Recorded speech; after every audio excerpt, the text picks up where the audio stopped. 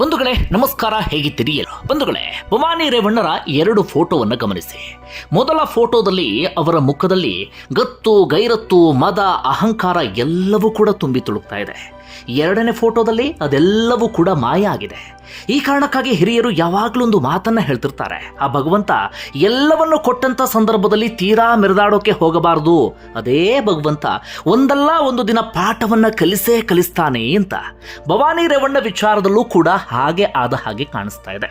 ಬಂಧುಗಳು, ಯಾಕೆ ಇಷ್ಟೊಂದು ಕಠಿಣ ಮಾತನ್ನ ಹೇಳ್ತಿದ್ದೀನಿ ಅಂದರೆ, ಭವಾನಿ ರೇವಣ್ಣ ಅಹಂಕಾರಕ್ಕೆ ಸಂಬಂಧಪಟ್ಟ ಹಾಗೆ ಹೆಚ್ಚಿನ ಜನರಿಗೆ ಆ ಕಾರಿನ ವಿಚಾರ ಮುನ್ನೆಲೆಗೆ ಬರುವವರೆಗೂ ಕೂಡ ಗೊತ್ತಾಗಿರಲಿಲ್ಲ.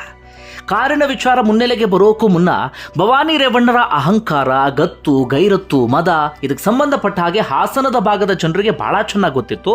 ಆದರೆ ಹಾಸನದ ಆಚೆಗೆ ಹೆಚ್ಚಿನ ಮಂದಿಗೆ ಆ ವಿಚಾರ ತಿಳಿದಿರಲಿಲ್ಲ. ಆದರೆ 1.5 ಕೋಟಿ ಕಾರು ಭವಾನಿ ರೇವಣ್ಣರ ಮಾನ ಮರ್ಯಾದೆಯನ್ನು ತೆಗೆದುಬಿಡ್ತು. ಭವಾನಿ ರೇವಣ್ಣರ ಮುಖವಾಡ ಬಟಾಬೈಲಾಗುವಂತೆ ಮಾಡಿಬಿಡ್ತು. ಬಂಧುಗಳೇ, ಅವತ್ತೇನಾದರೂ ಭವಾನಿ ರೇವಣ್ಣ ಸೌಮ್ಯವಾಗಿ ನಡೆದುಕೊಂಡಿದ್ರೆ, ಅವತ್ತು ಜನರ ಜೊತೆಗೆ ಪ್ರೀತಿಯಿಂದ ನಡೆದುಕೊಂಡಿದ್ರೆ, ಇವತ್ತು ಭವಾನಿ ರೇವಣ್ಣರಿಗೆ ಇಂಥದ್ದೊಂದು ಸಂಕಷ್ಟ ಎದುರಾಗಿದೆಯಲ್ಲ, ಆ ಸಂದರ್ಭದಲ್ಲಿ ಜನ ಅಯ್ಯೋ ಪಾಪ ಅಂತಿದ್ರು. ಆದರೆ ಅವತ್ತು ಮೆರೆದಂಥ ಕಾರಣಕ್ಕಾಗಿ, ಅವತ್ತು ಅಹಂಕಾರವನ್ನು ತೋರಿಸಿದಂಥ ಕಾರಣಕ್ಕಾಗಿ ಇವತ್ತು ಯಾರೂ ಕೂಡ ಅಯ್ಯೋ ಪಾಪ ಅಂತಿಲ್ಲ. ಅದರ ಬದಲಾಗಿ ಆ ಎಮ್ಮಂಗ್ ಹಾಗೆ ಆಗಬೇಕಿತ್ತು ನೋಡು ಎನ್ನುವಂಥ ಮಾತನ್ನ ಜನ ಹೇಳ್ತಿದ್ದಾರೆ. ಈ ಕಾರಣಕ್ಕಾಗಿ ಹೇಳೋದು, ಭಗವಂತ ಎಲ್ಲವನ್ನು ಕೊಟ್ಟಂಥ ಸಂದರ್ಭದಲ್ಲಿ ಜನರನ್ನ ಪ್ರೀತಿಯಿಂದ ಕಾಣಬೇಕು. ಜನ ಕೊಟ್ಟಂಥ ಗೌರವ, ಜನ ಇಟ್ಟಂಥ ಅಭಿಮಾನ ಯಾವುದನ್ನು ಕೂಡ ಮಿಸ್ಯೂಸ್ ಮಾಡ್ಕೊಳ್ಬಾರ್ದು ಅಂತ. ಆದರೆ ಭವಾನಿ ರೇವಣ್ಣ ಜನ ಕೊಟ್ಟ ಆ ಪ್ರೀತಿ, ಗೌರವ, ಅಭಿಮಾನ ಯಾವುದಕ್ಕೂ ಕೂಡ ಕೃತಜ್ಞತೆ ತೋರುವಂತ ಕೆಲಸವನ್ನ ಮಾಡಲಿಲ್ಲ. ಅದರ ಬದಲಾಗಿ ಜನರ ಹತ್ರನೇ ಅಹಂಕಾರ ತೋರಿಸೋಕೆ ಶುರು ಮಾಡಿಕೊಂಡ್ರು, ಜನರ ನಡುವೆ ಮೆರೆದಾಡೋಕೆ ಶುರು ಮಾಡಿಕೊಂಡ್ರು. ಇವತ್ತು ಅದೆಲ್ಲದಕ್ಕೂ ಕೂಡ ಪಾಠ ಕಲಿತಿದ್ದಾರೆ ಅಂತ ಅನ್ಸುತ್ತೆ. ಬಂಧುಗಳೇ, ಇವತ್ತು ಭವಾನಿ ರೇವಣ್ಣಗೆ ಸಂಬಂಧಪಟ್ಟ ಹಾಗೆ ಒಂದಷ್ಟು ಸಂಗತಿಯನ್ನ ನಿಮ್ಮ ಮುಂದೆ ಇಡ್ತಾ ಹೋಗ್ತೀನಿ. ಬಂಧುಗಳೇ, ಹೆಚ್ಚಿನ ಜನರಿಗೆ ಭವಾನಿ ರೇವಣ್ಣರ ಹಿನ್ನೆಲೆ ಗೊತ್ತಿಲ್ಲ. ಭವಾನಿ ರೇವಣ್ಣ ದೇವೇಗೌಡರ ಕುಟುಂಬಕ್ಕೆ ಬಂದಿದ್ದು ಹೇಗೆ ಅನ್ನೋದು ಗೊತ್ತಿಲ್ಲ. ಯಾಕಂದರೆ ಭವಾನಿ ರೇವಣ್ಣ ವಿರುದ್ಧ ಸಾಕಷ್ಟು ಆರೋಪ ಇದೆ. ಭವಾನಿ ರೇವಣ್ಣ ಅವರ ಕುಟುಂಬಕ್ಕೆ ಬಂದ ಬಳಿಕ ರೇವಣ್ಣ ಬದಲಾಗಿ ಬಿಟ್ಟರು, ಅಥವಾ ರೇವಣ್ಣ ಬೇರೆ ರೀತಿಯಲ್ಲಿ ಒಂದಷ್ಟು ವರ್ತನೆಯನ್ನು ತೋರೋದಕ್ಕೆ ಭವಾನಿ ರೇವಣ್ಣನೇ ಕಾರಣ. ಇವತ್ತು ಪ್ರಜ್ವಲ್ ರೇವಣ್ಣ ಹೀಗಾಗಿದ್ದಾರೆ ಅಂದರೆ ಅದಕ್ಕೂ ಕೂಡ ಭವಾನಿ ರೇವಣ್ಣ ಕಾರಣ. ಕುಮಾರಸ್ವಾಮಿ ಮತ್ತು ರೇವಣ್ಣ ಕುಟುಂಬದ ನಡುವೆ ಅಷ್ಟಕ್ಕಷ್ಟೇ ಎನ್ನುವಂಥ ಪರಿಸ್ಥಿತಿ ಇದೆ ಅಂದರೆ ಅದಕ್ಕೂ ಕೂಡ ಭವಾನಿ ರೇವಣ್ಣರೇ ಕಾರಣ ಎನ್ನುವಂಥ ಒಂದಷ್ಟು ಆರೋಪಗಳೆಲ್ಲವೂ ಕೂಡ ಇದೆ. ಹಾಗಾದರೆ ಯಾರಿದು ಭವಾನಿ ರೇವಣ್ಣ? ಹೇಗೆ ದೇವೇಗೌಡರ ಕುಟುಂಬಕ್ಕೆ ಎಂಟ್ರಿ ಕೊಟ್ಟರು? ಅದಕ್ಕೆ ಸಂಬಂಧಪಟ್ಟ ಒಂದಷ್ಟು ಸಂಗತಿಯನ್ನು ಗಮನಿಸ್ತಾ ಹೋಗೋಣ. ಬಂಧುಗಳೇ, ಭವಾನಿ ರೇವಣ್ಣ ಹುಟ್ಟಿದ್ದು ಮೈಸೂರಿನ KR ನಗರದ ಸಾಲಿಗ್ರಾಮ ಎನ್ನುವಂಥ ಭಾಗದಲ್ಲಿ. ಭವಾನಿ ರೇವಣ್ಣ ತಂದೆ ಹೆಸರು ಶಿವಣ್ಣ ಅಂತ. ಸಾಧಾರಣವಾದಂಥ ಕುಟುಂಬ, ಅಂದರೆ ಸಾಮಾನ್ಯವಾದಂಥ ಒಂದು ಕುಟುಂಬದಲ್ಲಿ ಭವಾನಿ ರೇವಣ್ಣ ಜನಿಸಿದ್ದು.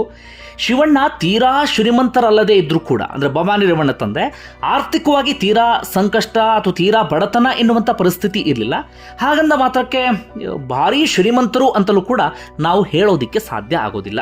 ಶಿವಣ್ಣ ಬಳಿ ಒಂದಷ್ಟು ಗುಂಟೆ ಜಾಗ ಇತ್ತಂತೆ, ಅದರಲ್ಲಿ ಕೃಷಿ ಮಾಡ್ತಾ ಇದ್ರು. ಸಣ್ಣ ಪುಟ್ಟ ಒಂದಷ್ಟು ವ್ಯಾಪಾರ ವಹಿವಾಟು ಅಂಥದ್ದೆಲ್ಲವೂ ಕೂಡ ಇತ್ತು. ಅದರ ಹೊರತಾಗಿ ಬೇರೆ ಯಾವುದೇ ಹಿನ್ನೆಲೆಯೂ ಕೂಡ ಶಿವಣ್ಣ ಅವರಿಗೆ ಇರಲಿಲ್ಲ. ಹಾಗೆ ರಾಜಕೀಯ ಹಿನ್ನೆಲೆ ಸ್ವಲ್ಪವೂ ಕೂಡ ಇರಲಿಲ್ಲ. ಆದರೆ ಈ ಶಿವಣ್ಣ ದೇವೇಗೌಡರಿಗೆ ಆಪ್ತ ಸ್ನೇಹಿತರು. ದೇವೇಗೌಡರು ಮತ್ತು ಶಿವಣ್ಣ ಆಪ್ತ ಸ್ನೇಹಿತರಾದಂಥ ಸಂದರ್ಭದಲ್ಲಿ ದೇವೇಗೌಡರು ಕೂಡ ರಾಜಕೀಯದಲ್ಲಿ ಬಹಳ ದೊಡ್ಡ ಮಟ್ಟಿಗೆ ಯಶಸ್ಸನ್ನು ಕಂಡಂಥವರಲ್ಲ. ಸಾಧಾರಣವಾಗಿ ದೇವೇಗೌಡರು ಒಂದೊಂದೇ ಹೆಜ್ಜೆಯನ್ನು ಇಡ್ತಿದ್ದಂಥ ಸಂದರ್ಭ. ಹೀಗಾಗಿ ದೇವೇಗೌಡರು ಮತ್ತು ಶಿವಣ್ಣ ನಡುವೆ ಆಗಿನಿಂದಲೂ ಕೂಡ ತಕ್ಕ ಮಟ್ಟಿಗಿನ ಸ್ನೇಹ, ಆಪ್ತತೆ ಎಲ್ಲವೂ ಕೂಡ ಇತ್ತು.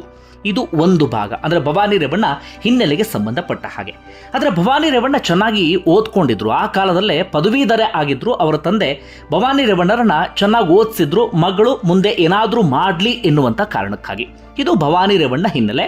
ಚುಟುಕಾಗಿ ಹೇಳಬೇಕಂದ್ರೆ ಸಾಮಾನ್ಯ ಕುಟುಂಬದಲ್ಲಿ, ಸ್ವಲ್ಪ ಕೃಷಿ ಜಮೀನನ್ನು ಹೊಂದಿದಂಥ ಕುಟುಂಬದಲ್ಲಿ ಭವಾನಿ ರೇವಣ್ಣ ಹುಟ್ಟಿದ್ದು. ಯಾಕೆ ಈ ಮಾತನ್ನು ಒತ್ತಿ ಹೇಳ್ತಿದ್ದೇನೆ ಅಂದರೆ, ಭವಾನಿ ರೇವಣ್ಣರ ಇವತ್ತಿನ ವರ್ತನೆ ಗಮನಿಸಿದ್ರೆ, ಅವರ ಅಹಂಕಾರ, ಅವರ ಮದ, 1.5 ಕೋಟಿ ಕಾರು ಅಂದಿದ್ದನ್ನು ಗಮನಿಸಿದರೆ ನಮ್ಮೆಲ್ಲರಿಗೂ ಕೂಡ ಅನ್ಸುತ್ತೆ, ಭವಾನಿ ರೇವಣ್ಣ ಮಹಾರಾಜರ ಕುಟುಂಬದಲ್ಲಿ ಹುಟ್ಟಿರಬಹುದು, ಭವಾನಿ ರೇವಣ್ಣ ಅಗರ್ಭ ಶ್ರೀಮಂತರ ಕುಟುಂಬದಲ್ಲಿ ಹುಟ್ಟಿರಬಹುದು ಅಂತ. ಅದೆಲ್ಲವೂ ಕೂಡ ಅಲ್ವೇ ಅಲ್ಲ. ಆದರೆ ಭವಾನಿ ರೇವಣ್ಣರಿಗೆ ಈ ಅಹಂಕಾರ, ಈ ಮದ ಎಲ್ಲವೂ ಕೂಡ ಬಂದಿದ್ದು ದೇವೇಗೌಡರ ಕುಟುಂಬಕ್ಕೆ ಬಂದ ಬಳಿಕ. ಈ ಕಾರಣಕ್ಕಾಗಿ ಒಂದು ಗಾದೆ ಮಾತನ್ನು ಯಾವಾಗಲೂ ಕೂಡ ಹೇಳ್ತಿರ್ತಾರೆ, ಅಲ್ಪಂಗೆ ಐಶ್ವರ್ಯ ಬಂದು ಬಿಟ್ಟರೆ ಮಧ್ಯರಾತ್ರಿಯಲ್ಲಿ ಕೊಡೆ ಹಿಡಿದು ಬಿಟ್ಟನಂತೆ ಅಂತ. ಭವಾನಿ ರೇವಣ್ಣ ವಿಚಾರದಲ್ಲೂ ಕೂಡ ಹಾಗೆ ಆದ ಹಾಗೆ ಕಾಣಿಸ್ತಾ ಇದೆ. ಹೀಗಿದ್ದಂಥ ಭವಾನಿ ರೇವಣ್ಣ ಹೇಗೆ ಹಾಗಾದರೆ ದೇವೇಗೌಡರ ಕುಟುಂಬಕ್ಕೆ ಬಂದರು ಅಂತ ನೋಡ್ತಾ ಹೋಗೋದಾದರೆ, ದೇವೇಗೌಡರು ಆಗ ಸಚಿವರಾಗಿ ಕೆಲಸವನ್ನು ಮಾಡ್ತಾ ಇದ್ರು. ಅವರ ಮಗ ರೇವಣ್ಣನನ್ನು ಚೆನ್ನಾಗಿ ಓದಿಸೋದಕ್ಕೆ ಪ್ರಯತ್ನ ಪಟ್ಟರು ಕೂಡ ರೇವಣ್ಣ ಶಿಕ್ಷಣದ ಕಡೆಗೆ ಆಸಕ್ತಿಯನ್ನು ತೋರಲಿಲ್ಲ. ದೇವೇಗೌಡರಿಗೊಂದು ಆಸೆ ಇತ್ತಂತೆ, ರೇವಣ್ಣ ಬಹಳ ಚೆನ್ನಾಗಿ ಓದ್ಕೊಂಡ್ರೆ ರಾಜಕೀಯದಲ್ಲೂ ಸ್ಟ್ರಾಂಗ್ ಆಗಬಹುದು, ಅದೇ ರೀತಿಯಾಗಿ ರಾಜಕೀಯ ಅಲ್ಲದೆ ಇದ್ದರೂ ಕೂಡ ಬೇರೆ ಕಡೆಗಳಲ್ಲಿ ಒಂದೊಳ್ಳೆ ರೀತಿಯಲ್ಲಿ ಛಾಪು ಮೂಡಿಸಬಹುದು ಅನ್ನೋದು ದೇವೇಗೌಡರಿಗೆ ಇದ್ದಂಥ ಆಸೆ. ಆದರೆ ದೇವೇಗೌಡರು ಎಷ್ಟೇ ಪ್ರಯತ್ನ ಪಟ್ಟರೂ ಕೂಡ ರೇವಣ್ಣ ಮಾತ್ರ ಶಿಕ್ಷಣದ ಕಡೆಗೆ ಆಸಕ್ತಿ ತೋರಲಿಲ್ಲ. ರೇವಣ್ಣ SSLCಗೆ ತಮ್ಮ ಶಿಕ್ಷಣವನ್ನು ಮೊಟಕುಗೊಳಿಸಿ ಬಿಡುತ್ತಾರೆ. ಆಗ ದೇವೇಗೌಡರಿಗೆ ಚಿಂತೆ ಕಾಡೋದಿಕ್ಕೆ ಶುರುವಾಗುತ್ತೆ. ರಾಜಕೀಯದಲ್ಲಿ ತಕ್ಕ ಮಟ್ಟಿಗೆ ಛಾಪು ತೋರಬೇಕು ಅಥವಾ ಬುದ್ಧಿವಂತಿಕೆ ನಡೆಯನ್ನು ಅನುಸರಿಸಬೇಕು ಅಂದರೆ ತಕ್ಕ ಮಟ್ಟಿಗಿನ ಎಜುಕೇಷನ್ ಇರಬೇಕಾಗಿತ್ತು. ಈಗ ಏನಿಲ್ವಲ್ಲ, ಏನು ಮಾಡೋದು ಅಂತ. ಆಗ ದೇವೇಗೌಡರಿಗೆ ಹೊಳೆದಂಥ ಐಡಿಯಾ ಏನಪ್ಪ ಅಂದರೆ, ಓದಿರುವಂಥ ಹುಡುಗಿಯನ್ನು ರೇವಣ್ಣನಿಗೆ ಮದುವೆ ಮಾಡಿಸಿ ಬಿಟ್ಟರೆ ರೇವಣ್ಣ ಮುಂದೊಂದು ದಿನ ರಾಜಕೀಯದಲ್ಲಿ ಚೆನ್ನಾಗಿ ಛಾಪು ಮೂಡಿಸೋದಕ್ಕೆ ಸಾಧ್ಯ ಆಗುತ್ತೆ ಅಂತ. ಆಗ ದೇವೇಗೌಡರು ಹುಡುಗಿಯನ್ನು ಹುಡ್ಕೋದಿಕ್ಕೆ ಶುರು ಮಾಡ್ಕೊಳ್ತಾರೆ. ತಮ್ಮ ಅಂತಸ್ತಿಗೆ ಸಮನಾದಂಥ ಒಂದಷ್ಟು ಕುಟುಂಬದಲ್ಲಿ ಹುಡುಗಿಯನ್ನು ಹುಡುಕಿದ್ರು ಕೂಡ ಅವರಿಗೆ ಓದಿರುವಂಥ ಹುಡುಗಿ ಸಿಗಲೇ ಇಲ್ಲ. ಆ ಸಂದರ್ಭದಲ್ಲಿ ದೇವೇಗೌಡರ ಗಮನಕ್ಕೆ ಬಂದಿದ್ದು ಅವರ ಆಪ್ತ ಸ್ನೇಹಿತ ಆಗಿದ್ದಂಥ ಶಿವಣ್ಣನವರ ಮಗಳು ಭವಾನಿ ರೇವಣ್ಣ. ಕಾರಣ ಭವಾನಿ ರೇವಣ್ಣ ಪದವೀಧರೆ ಆಗಿರ್ತಾರೆ. ಹೀಗಾಗಿ ಓದಿರುವಂಥ ಭವಾನಿಯನ್ನ ಮಗನಿಗೆ ಮದುವೆ ಮಾಡಿಸಿದ್ರೆ ಬಹಳ ಚೆನ್ನಾಗಿರುತ್ತೆ ಎನ್ನುವ ಕಾರಣಕ್ಕಾಗಿ ದೇವೇಗೌಡರು ಇಂಥದ್ದೊಂದು ನಿರ್ಧಾರಕ್ಕೆ ಬರ್ತಾರೆ. ಎರಡೂ ಕುಟುಂಬವೂ ಕೂಡ ಇದಕ್ಕೆ ಒಪ್ಪಿಗೆಯನ್ನು ಸೂಚಿಸುತ್ತೆ. ಅಂತಿಮವಾಗಿ 1985ರಲ್ಲಿ ಭವಾನಿ ರೇವಣ್ಣ ಕುಟುಂಬಕ್ಕೆ ಅಥವಾ ದೇವೇಗೌಡರ ಕುಟುಂಬಕ್ಕೆ ಎಂಟ್ರಿ ಕೊಡ್ತಾರೆ. ರೇವಣ್ಣ ಹೆಂಡತಿಯಾಗಿ, ದೇವೇಗೌಡರ ಸೊಸೆ ಆಗಿ. ಈ ರೀತಿಯಾಗಿ ಭವಾನಿ ರೇವಣ್ಣ ದೇವೇಗೌಡರ ಕುಟುಂಬಕ್ಕೆ ಎಂಟ್ರಿ ಕೊಟ್ಟಿದ್ದು. ಇನ್ನೊಂದಷ್ಟು ಬೇರೆ ಬೇರೆ ಕಥೆಗಳೆಲ್ಲವೂ ಕೂಡ ಇದೆ, ಅದೆಲ್ಲವೂ ಕೂಡ ಸುಳ್ಳು. ಹಿರಿಯ ಪತ್ರಕರ್ತರು ಹಾಸನ ಭಾಗದವರು ತಿಳಿಸಿರುವಂಥ ಮಾಹಿತಿ ಇಷ್ಟು. ಅಂದರೆ ಈ ರೀತಿಯಾಗಿ ಭವಾನಿ ರೇವಣ್ಣ ದೇವೇಗೌಡರ ಕುಟುಂಬಕ್ಕೆ ಬರ್ತಾರೆ ಅಂತ. ಆರಂಭದಲ್ಲಿ ದೇವೇಗೌಡರ ಕುಟುಂಬಕ್ಕೆ ಬಂದ ಮೇಲೆ ಭವಾನಿ ರೇವಣ್ಣ ಸೈಲೆಂಟ್ ಆಗಿ ಇರ್ತಾರೆ. ಎಲ್ಲವನ್ನೂ ಕೂಡ ಸೂಕ್ಷ್ಮವಾಗಿ ಗಮನಿಸ್ತಾ ಇರ್ತಾರೆ. ಸಾಧಾರಣ ಕುಟುಂಬದಲ್ಲಿ ಬಂದಂತಹ ಕಾರಣಕ್ಕಾಗಿ ತೀರಾ ಯಾವುದೇ ವಿಚಾರಕ್ಕೂ ಕೂಡ ಮೂಗು ತೂರಿಸೋಕೆ ಹೋಗ್ತಾ ಇರಲಿಲ್ಲ. ಆದರೆ ಆಗೇನಾಗುತ್ತೆ ಅಂದರೆ, ದೇವೇಗೌಡರು ಇಡೀ ಕುಟುಂಬ ಪಡುವಲ ಹಿಪ್ಪೆಯಲ್ಲಿ ವಾಸ ಇರುತ್ತೆ. ಆಗ ರಾಜ್ಯದ ಘಟಾನುಘಟಿ ರಾಜಕೀಯ ನಾಯಕರೆಲ್ಲರೂ ಕೂಡ ಅವರ ಕುಟುಂಬಕ್ಕೆ ಅಥವಾ ಅವರ ಮನೆಗೆ ಬಂದು ಹೋಗ್ತಿರ್ತಾರೆ. ಒಂದಷ್ಟು ವ್ಯವಹಾರ ಅಂಥದ್ದೆಲ್ಲವೂ ಕೂಡ ನಡೀತಿರುತ್ತೆ. ಅದೆಲ್ಲವನ್ನು ಕೂಡ ಸೂಕ್ಷ್ಮವಾಗಿ ಗಮನಿಸ್ತಾ ಇದ್ದಂಥ ಭವಾನಿ ರೇವಣ್ಣ ಒಂದೊಂದೇ ಪಟ್ಟು ಕಲಿಯೋದಿಕ್ಕೆ ಶುರು ಮಾಡ್ತಾರೆ. ಆರಂಭದಲ್ಲಿ ಯಾವುದಕ್ಕೂ ಮೂಗು ತೂರಿಸಿದಂತಹ ಭವಾನಿ ರೇವಣ್ಣ ಅವರ ಗಂಡ ಶಾಸಕರಾದ ಬಳಿಕ 94ರಲ್ಲಿ ರೇವಣ್ಣನು ಕೂಡ ಶಾಸಕರಾಗ್ತಾರೆ. ಅದಾದ ಬಳಿಕ ರೇವಣ್ಣನು ಕೂಡ ರಾಜಕೀಯದಲ್ಲಿ ಆಕ್ಟಿವ್ ಆಗ್ತಾರೆ. ಮದುವೆಗೆ ಮುಂಚೆ ರೇವಣ್ಣ ಅಥವಾ ಮದುವೆಯ ಸಂದರ್ಭದಲ್ಲಿ ರೇವಣ್ಣ ರಾಜಕೀಯದಲ್ಲಿ ತೀರಾ ಸಕ್ರಿಯರಾಗಿ ಇರೋದಿಲ್ಲ. ಆದರೆ ಶಾಸಕರಾದ ಬಳಿಕ ಭವಾನಿ ರೇವಣ್ಣ ನಿಧಾನಕ್ಕೆ ರಾಜಕೀಯ ಪಟ್ಟನ್ನು ಕಲಿಯೋದಕ್ಕೆ ಶುರು ಮಾಡ್ಕೊಳ್ತಾರೆ. ನಿಧಾನಕ್ಕೆ ಅವರಿಗೂ ಕೂಡ ರಾಜಕೀಯದ ಕಡೆಗೆ ಹೆಚ್ಚೆಚ್ಚು ಆಸಕ್ತಿ ಬರೋದಕ್ಕೆ ಶುರು ಆಗುತ್ತೆ. ಎಲ್ಲವನ್ನು ಕೂಡ ನಿಧಾನಕ್ಕೆ ಕಲಿಯೋದಿಕ್ಕೆ ಶುರು ಮಾಡ್ಕೊಳ್ತಾರೆ. ಹೆಚ್ಚು ಕಡಿಮೆ 2000 ಇಸವಿ ಬರುವಂಥ ಸಂದರ್ಭದಲ್ಲಿ ಆ ಕುಟುಂಬವನ್ನೇ ಒಂದು ಹಂತಕ್ಕೆ ಕಂಟ್ರೋಲ್ಗೆ ತೆಗೆದುಕೊಳ್ಳುವಲ್ಲಿ ಭವಾನಿ ರೇವಣ್ಣ ಯಶಸ್ವಿ ಆಗ್ತಾರೆ. ಅದು ಹೇಗಪ್ಪ ಅಂದರೆ, ಭವಾನಿ ರೇವಣ್ಣ ಮಹಾ ಬುದ್ಧಿವಂತೆ ಆಗಿದ್ರು. ಯಾವ ರೀತಿಯಾಗಿ ಕುಟುಂಬವನ್ನು ನಿಭಾಯಿಸಬೇಕು ಅನ್ನೋದನ್ನು ಬಹಳ ಚೆನ್ನಾಗಿ ಕಲ್ತಿದ್ರು. ಹೀಗಾಗಿ ಹೆಚ್ಚು ಕಡಿಮೆ 2001ನೇ ಇಸ್ವಿಯ ಬರುವ ಸಂದರ್ಭದಲ್ಲಿ ಕುಟುಂಬದಲ್ಲಿ ಒಂದು ಹಂತದ ನಿಯಂತ್ರಣ ಭವಾನಿ ರೇವಣ್ಣಗೆ ಸಿಗುತ್ತೆ. ಹೀಗಾಗಿ 2004ರ ಸಂದರ್ಭದಲ್ಲಿ ಧೈರ್ಯ ಮಾಡಿ ರಾಜಕೀಯಕ್ಕೆ ಎಂಟ್ರಿ ಕೊಡುವಂಥ ಮಾತನ್ನು ಆಡ್ತಾರೆ. ಯಾವ ವಿಧಾನಸಭಾ ಕ್ಷೇತ್ರ ಅಂದಾಗ ಅವರು ಆಯ್ಕೆ ಮಾಡಿಕೊಂಡಿದ್ದು ಅವರ ಹುಟ್ಟೂರಾಗಿರುವಂಥ KR ನಗರ ವಿಧಾನಸಭಾ ಕ್ಷೇತ್ರ. 2004ರಲ್ಲಿ KR ನಗರ ವಿಧಾನಸಭಾ ಕ್ಷೇತ್ರದಲ್ಲಿ ಸಕ್ರಿಯರಾಗಿ ಭವಾನಿ ರೇವಣ್ಣ ಓಡಾಡ್ತಾರೆ. ಭವಾನಿ ರೇವಣ್ಣಗೆ ಟಿಕೆಟ್ ಎನ್ನುವಂಥ ಮಾತುಗಳು ಕೂಡ ಕೇಳಿ ಬರುತ್ತೆ. ಆಗಲ್ಲಿ ಶಾಸಕರಾಗಿದ್ದಂಥ ಮಹಾದೇವ್ ಕೂಡ ಒಂದು ಹಂತಕ್ಕೆ ಆತಂಕಿತರಾಗಿ ಬಿಟ್ಟಿದ್ರಂತೆ, ನನ್ನ ಕತೆ ಏನು ಅಂತ. ಆದರೆ ಅಂತಿಮವಾಗಿ 2004ರಲ್ಲಿ ಟಿಕೆಟ್ ಸಿಗೋದಿಲ್ಲ. ಅದಕ್ಕೆ ಕಾರಣ ಕುಟುಂಬದೊಳಗಿನ ಒಳಜಗಳ. ಭವಾನಿ ರೇವಣ್ಣಗೆ ಟಿಕೆಟ್ ಕೊಡೋದಕ್ಕೆ ವಿರೋಧ ವ್ಯಕ್ತವಾಗುತ್ತೆ. ನಮ್ಮ ಮನೆಯಿಂದ ಯಾವುದೇ ಹೆಂಗಸರಿಗೂ ರಾಜಕೀಯ ಬೇಡ ಎನ್ನುವಂಥ ನಿರ್ಧಾರಕ್ಕೆ ದೇವೇಗೌಡರು ಬಂದು ಬಿಡ್ತಾರೆ. ಹೀಗಾಗಿ ಭವಾನಿ ರೇವಣ್ಣ ನಿರಾಸೆಯಿಂದ ಅಲ್ಲಿಂದ ವಾಪಸ್ ಆಗುವಂಥ ಪರಿಸ್ಥಿತಿ ಎದುರಾಗುತ್ತೆ. ಅದಕ್ಕೂ ಮುನ್ನ 99ರಲ್ಲಿ ರೇವಣ್ಣ ಸೋತ್ ಹೋಗಿಬಿಟ್ಟಿದ್ರಲ್ಲ, ಅಂದಿನಿಂದ ರೇವಣ್ಣ ಚುನಾವಣೆಯನ್ನು ಭವಾನಿ ರೇವಣ್ಣರೇ ನೋಡ್ಕೊಳ್ಳೋಕೆ ಶುರು ಮಾಡ್ಕೊಂಡಿದ್ರು. ಅಂತಿಮವಾಗಿ KR ನಗರದಿಂದಲೇ ಅವರನ್ನು ಸಂಪೂರ್ಣವಾಗಿ ವಾಪಸ್ ಕರೆಸಿಕೊಳ್ಳಲಾಗುತ್ತೆ. ಹೊಳೆನರಸೀಪುರಕ್ಕೆ ವಾಪಸ್ ಬರ್ತಾರೆ. ಅಂದಿನಿಂದ ಪ್ರತಿ ಚುನಾವಣೆಯಲ್ಲೂ ಕೂಡ ರೇವಣ್ಣ ಪರವಾಗಿ ಕೆಲಸ ಮಾಡೋದಕ್ಕೆ ಶುರು ಮಾಡ್ಕೊಳ್ತಾರೆ. ಜೊತೆಗೆ ತಮಗೂ ಕೂಡ ಟಿಕೆಟ್ ಕೇಳ್ತಿರ್ತಾರೆ. 2008ರಲ್ಲಿ ಪ್ರಯತ್ನ ಪಡ್ತಾರೆ, ಸಿಗೋದಿಲ್ಲ. ಆದರೆ ಭವಾನಿ ರೇವಣ್ಣ ಆ ರಾಜಕೀಯದ ಆಸೆ ಇತ್ತಲ್ಲ, ಆ ಆಸೆ ಇನ್ನಷ್ಟು ಚಿಗುರೊಡೆದಿದ್ದು ಯಾವಾಗಪ್ಪ ಅಂದರೆ ಈ ಮಧುಗಿರಿ ಬೈ ಎಲೆಕ್ಷನ್ನಲ್ಲಿ ಅನಿತಾ ಕುಮಾರಸ್ವಾಮಿಯವರಿಗೆ ಟಿಕೆಟನ್ನು ಕೊಡಲಾಗುತ್ತೆ. ಆಗ ಭವಾನಿ ರೇವಣ್ಣ ಮತ್ತೆ ತಮ್ಮ ಪಟ್ಟನ್ನು ಇಡೋದಕ್ಕೆ ಶುರು ಮಾಡ್ಕೊಳ್ತಾರೆ.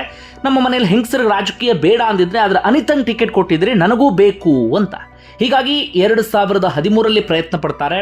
ಆದರೆ ಕುಟುಂಬದ ಒಳಜಗಳದಿಂದ ಭವಾನಿ ರೇವಣ್ಣಗೆ ಸಿಗೋದಿಲ್ಲ. ಅಂದರೆ ಭವಾನಿ ರೇವಣ್ಣಗೆ ಟಿಕೆಟ್ ಕೊಡೋದಕ್ಕೆ ಎಲ್ಲರೂ ಕೂಡ ವಿರೋಧಿಸ್ತಿರ್ತಾರೆ. ಯಾಕಂದರೆ ಕುಟುಂಬ ರಾಜಕಾರಣ ಎನ್ನುವಂಥ ಮಾತು ಕೇಳಿ ಬರಬಹುದು ಅಂತ. 2018ರಲ್ಲಿ ಮತ್ತೊಮ್ಮೆ ಪ್ರಯತ್ನ ಪಡ್ತಾರೆ. ಬೇಲೂರು ವಿಧಾನಸಭಾ ಕ್ಷೇತ್ರದಲ್ಲಿ ತುಂಬಾ ಆಕ್ಟಿವ್ ಆಗಿ ಓಡಾಡಿರ್ತಾರೆ. ಆದರೆ ಬೇಲೂರು ವಿಧಾನಸಭಾ ಕ್ಷೇತ್ರದಲ್ಲೂ ಕೂಡ ಟಿಕೆಟ್ ಸಿಗೋದಿಲ್ಲ. ಅದರ ನಡುವೆ ಜಿಲ್ಲಾ ಪಂಚಾಯತ್ ಸದಸ್ಯರಾಗಿ ಕೆಲಸವನ್ನು ಮಾಡ್ತಾರೆ. ಅದಾದ ಬಳಿಕ ಭವಾನಿ ರೇವಣ್ಣರನ್ನು ಸಮಾಧಾನ ಪಡಿಸುವಂಥ ಉದ್ದೇಶದಿಂದ ದೇವೇಗೌಡರು ತಮ್ಮ ಸ್ಥಾನವನ್ನೇ ಬಿಟ್ಕೊಟ್ಬಿಡ್ತಾರೆ ಮೊಮ್ಮಗ ಆಗಿರುವಂಥ ಪ್ರಜ್ವಲ್ ರೇವಣ್ಣಗೆ. ಒಂದೇ ಒಂದು ಕಾರಣ ಅಂದರೆ ಸೊಸೆ ಭವಾನಿ ರೇವಣ್ಣನ ಸಮಾಧಾನ ಪಡಿಸಬೇಕು. ಕುಟುಂಬದೊಳಗಡೆ ಹಿಂಗೆ ಸಣ್ಣ ಪುಟ್ಟ ಸಮಸ್ಯೆ ಆಗ್ತಿದೆಯಲ್ಲ, ಭವಾನಿಗೆ ಟಿಕೆಟ್ ಸಿಕ್ಕಿಲ್ಲ ಎನ್ನುವಂಥ ವಿಚಾರ ಅದೆಲ್ಲವೂ ಕೂಡ ಸರಿ ಆಗಬೇಕು ಅಂತ. ಅದಾದ ಬಳಿಕ 2023 ನಿಮ್ಮೆಲ್ಲರಿಗೂ ಕೂಡ ಗೊತ್ತೇ ಇದೆ. ಹಾಸನದಲ್ಲಿ ಎಷ್ಟರ ಮಟ್ಟಿಗೆ ಟಿಕೆಟ್ಗೋಸ್ಕರ ಪಟ್ಟು ಹಿಡಿದಿದ್ರು ಕುಟುಂಬವೇ ಒಡೆದು ಹೋಗುವ ಹಂತಕ್ಕೂ ಕೂಡ ಬಂದಿತ್ತು. ಆದರೂ ಕೂಡ ಭವಾನಿ ರೇವಣ್ಣಗೆ ಟಿಕೆಟ್ ಮಾತ್ರ ಸಿಗಲೇ ಇಲ್ಲ. ಈ ರೀತಿಯಾಗಿ ರಾಜಕೀಯದಲ್ಲಿ ಒಂದಷ್ಟು ಪಟ್ಟನ್ನು ಹಾಕದಂಥವರು ಅಥವಾ ರಾಜಕೀಯದಲ್ಲಿ ಎಂಟ್ರಿ ಕೊಡಬೇಕು ಅಂತ ಪ್ರಯತ್ನವನ್ನು ಪಟ್ಟಂಥವರು ಭವಾನಿ ರೇವಣ್ಣ. ಅದರ ಕೊನೆವರೆಗೂ ಕೂಡ ಟಿಕೆಟ್ ಸಿಗಲಿಲ್ಲ. ಇನ್ನು ಇವರ ಕುಟುಂಬದೊಳಗಿನ ಒಂದಷ್ಟು ಚರ್ಚೆ ಅಥವಾ ಮಾತೇನಪ್ಪ ಅಂದರೆ, ಕುಮಾರಸ್ವಾಮಿ ಹಾಗೆ ರೇವಣ್ಣನವರ ಕುಟುಂಬಕ್ಕೆ ಅಷ್ಟಕ್ಕಷ್ಟೇ. ಕುಮಾರಸ್ವಾಮಿ ಮತ್ತು ರೇವಣ್ಣ ಅಣ್ಣ ತಮ್ಮ ಬಹಳ ಚೆನ್ನಾಗಿದ್ದಾರೆ. ಹಾಗಾದ ಮಾತ್ರಕ್ಕೆ ನಿಖಿಲ್ ಪ್ರಜ್ವಲ್, ನಿಖಿಲ್ ಸೂರಜ್ ಅವ್ರ ಸಂಬಂಧ ಏನು ಬಹಳ ಚೆನ್ನಾಗಿಲ್ಲ.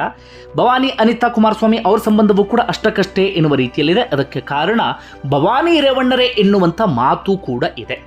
ಹಾಗೆ ರೇವಣ್ಣ ಸಾರ್ವಜನಿಕರ ನಡುವೆ ಒರಟಾಗಿ ವರ್ತಿಸೋದಕ್ಕೆ, ಆಗಾಗ ಅಹಂಕಾರವನ್ನು ತೋರಿಸೋದಕ್ಕೂ ಕೂಡ ಭವಾನಿ ರೇವಣ್ಣರೇ ಕಾರಣ ಎನ್ನುವಂಥ ಮಾತು ಇದೆ.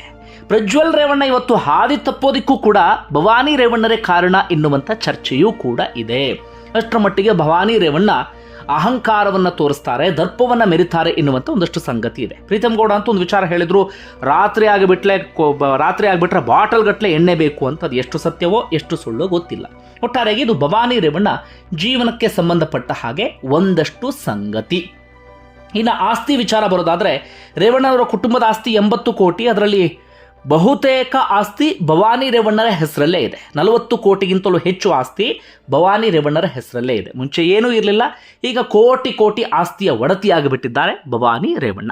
ಬಂಧುಗಳು, ನಿಮಗೆ ಏನಿಸ್ತಾ ಕಮೆಂಟ್ ಬಾಕ್ಸಲ್ಲಿ ಮೆನ್ಷನ್ ಮಾಡಿ. ಧನ್ಯವಾದ ವಿಡಿಯೋ ನೋಡಿದ್ದಕ್ಕಾಗಿ.